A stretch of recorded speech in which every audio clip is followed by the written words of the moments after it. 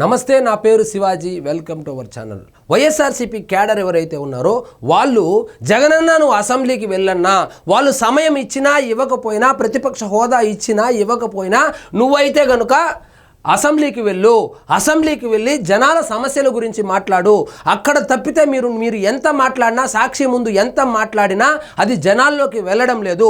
సాక్షి న్యూస్ని కానీ, సాక్షి ఛానల్స్ని కానీ, అదేవిధంగా మనం కొనుగోలు చేసినటువంటి యూట్యూబ్ ఛానల్స్ ఏవైతే ఉన్నాయో అవి కావచ్చు, మనం పే చేస్తున్నటువంటి ఈ సోషల్ మీడియా హ్యాండిల్స్ ఏవైతే ఉన్నాయో వాటిని కేవలం మన క్యాడర్ మాత్రమే చూస్తారు.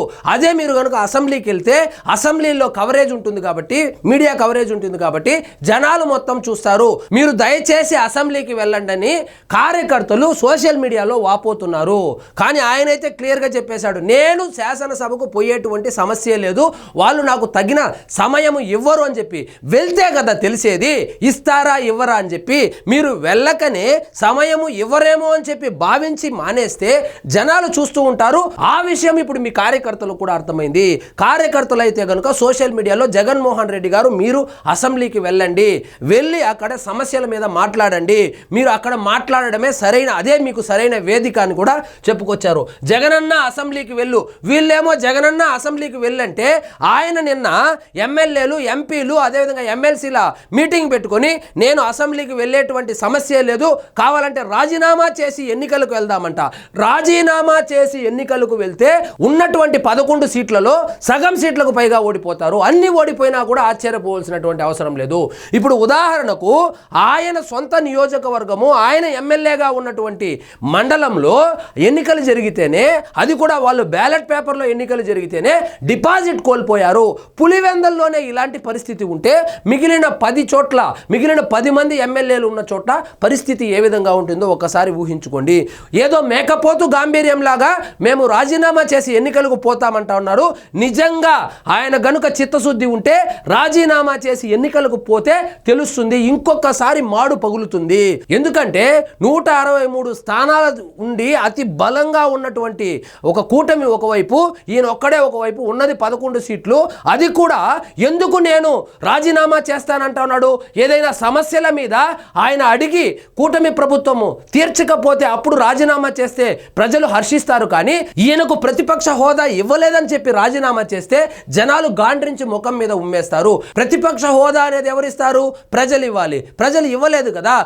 ఇప్పుడు ఒకవేళ మీరు 11 సీట్ల మళ్ళీ గెలిచినా కూడా ప్రతిపక్ష హోదా ఏమైనా మళ్ళీ వస్తుందా? మళ్ళీ కూడా రాదు కదా. మరి ఈ తుగ్లక్ నిర్ణయం ఏంది? నేను రాజీనామా చేస్తా, నేను ఎన్నికలకు వెళ్తా అంటే ఎవరిని బెదిరిస్తున్నావు?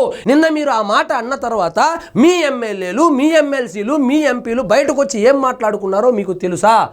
ఆయన ఏదో రాజీనామా చేస్తానంటున్నాడు, కావాలంటే ఆయన చేసుకోమనండి, మనం రాజీనామా చేస్తే గెలిచేటువంటి పరిస్థితే లేదు, మనం వెళ్ళి మళ్ళీ చేతులు కాల్చుకోవడం మాత్రము పక్కా. అందులోనూ 3 ఎమ్మెల్సీలు నిన్నటికి నిన్న పార్టీ మారిపోయారు. ఈతంతో ఉంటే ఇంకా మన రాజకీయ భవిష్యత్తు ఇక అటకెక్కినట్లే అని చెప్పి వాళ్ళు పార్టీలు కూడా మారిపోయారు.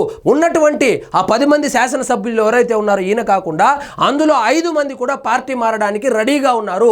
కానీ నారా లోకేష్ గారు ఒప్పుకోకపోవడంతో, ఆయన చంద్రబాబు నాయుడు గారికి చెప్పినా కూడా మనకు అవసరం లేదని చెప్పడంతో ఆగిందే. కానీ వాళ్ళు ఓకే అంటే 5 నుంచి 6 మంది పార్టీ మారడానికి రెడీగా ఉన్నారు. ఆ విషయం ఈయనకు తెలుసో తెలియదో కానీ ఇంకా భ్రమలోనే ఉన్నాడు. నాకు 40% పడిపోయింది, మళ్ళా ఎన్నికలకు వెళ్తే ఇంకొక 5% పెరుగుతుందని. 40% కాదు, 39%. మళ్ళా ఎన్నికలకు వెళ్తే మళ్ళా 19% తగ్గిపోతుంది. సో అది ఆయనకు అర్థమయ్యే లోపు ఇంకొక ఎన్నికలు కూడా వస్తుంది. ఆయన ఒక భ్రమలో ఉంటాడనమాట. వైసీపీ ఫ్యాన్స్ డిమాండ్, సోషల్ మీడియాలో పోస్టులు, ప్రజల గలం వినిపించాలని రిక్వెస్ట్. సమస్యలతో జనం అల్లాడుతున్నారు. యూరియా కొరతతో రైతులు ఇబ్బందులు. సరే, ఇబ్బందులు ఉంటే ఒకవేళ నిజంగా రైతులకు యూరియా కొరత ఉంటేనో లేకపోతే జనం సమస్యలతో అల్లాడుతూ ఉంటేనో ఈయన వెళ్ళి మాట్లాడవలసింది అసెంబ్లీలో కదా. రాజ్యాంగం ఏం చెప్తాంది? రాజ్యాంగము ప్రతిపక్ష పార్టీలకు కానీ, ప్రతిపక్ష నాయకులకు కానీ సభలో మాట్లాడేటువంటి అవకాశం ఎందుకు ఇవ్వమని చెప్పింది? ప్రజా సమస్యలను, ప్రజా గొంతుకను అక్కడ వినిపించమని కదా. లేదు నేను సాక్షి పేపర్లోనే మాట్లాడతానంటే సాక్షి మీడియాలోనే మాట్లాడుకో. సాక్షి మీడియాలో మాట్లాడితే నీ కార్యకర్తలే చూస్తారు. ఎందుకంటే సాక్షి మీడియా ఇంకెవ్వరూ చూడరు, సాధారణ జనులు చూడడం మానేశారు. కాబట్టి మీరు ఏం మాట్లాడతారో కేవలం మీ కార్యకర్తలకు మాత్రమే తెలుస్తూ ఉంది, కానీ ఇతర ప్రజానీకానికైతే తెలియడం లేదు.